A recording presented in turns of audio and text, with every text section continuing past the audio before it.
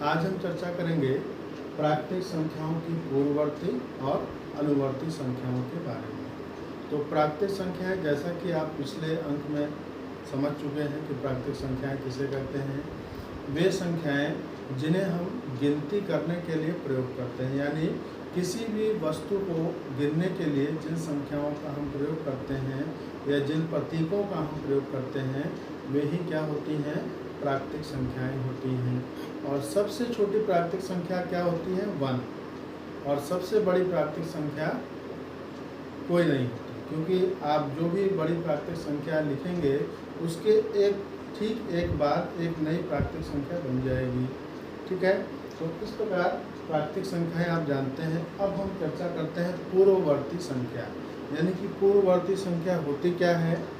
तो किसी प्राकृतिक संख्या के ठीक पहले वाली संख्या को हम क्या कहते हैं, पूर्ववर्ती संख्या कहते हैं। यानी कि अगर आपसे पूछा गया कि 5 की पूर्ववर्ती संख्या क्या है, तो 5 के ठीक पहले क्या आता है, 4 आता है। यानी 5 की पूर्ववर्ती संख्या क्या हुई, 4 हुई। और 10 की पूर्ववर्ती संख्या क्या हो गई, 9, क्योंकि 10 से ठीक पहले क्या आता है, 9।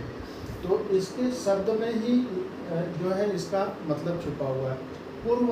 पूर्व का मतलब होता है पहले, यानी पूर्ववर्ती संख्या मतलब पहले वाली संख्या।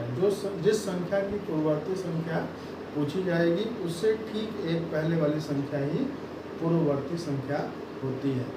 दूसरे शब्दों में हम कह सकते हैं कि किसी भी संख्या का पूर्ववर्ती ज्ञात करने के लिए उस संख्या में हम एक घटा देंगे, -1 कर देंगे। जैसे हमने किया 5 की पूर्ववर्ती 5 - 1 = 4।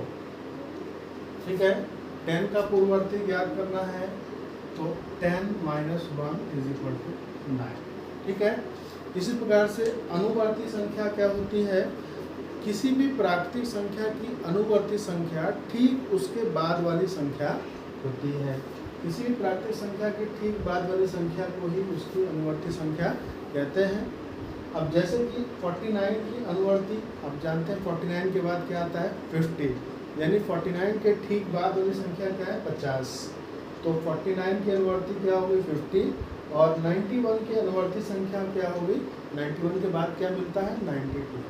यानी किसी भी संख्या का अनुवर्ती संख्या ज्ञात करने के लिए हम उस संख्या में 1 ऐड कर देते हैं या जोड़ देते हैं।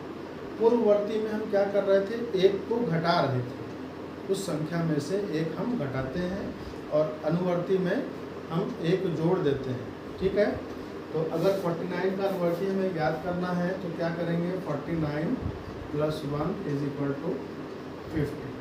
और 91 का हमें ज्ञात करना है तो 91 + 1 = 92। तो इस तरीके से आप किसी भी दी गई संख्या का पूर्ववर्ती और अनुवर्ती एक घटाकर और एक जोड़ करके प्राप्त कर सकते हैं। यानी कि पूर्ववर्ती प्राप्त करने के लिए हमें 1- यानी कि एक घटाना पड़ेगा, और अनुवर्ती या उत्तरवर्ती ज्ञात करने के लिए हमें एक जोड़ना पड़ेगा। तो इस प्रकार से आप किसी भी संख्या का पूर्ववर्ती और अनुवर्ती ज्ञात कर सकते हैं। धन्यवाद।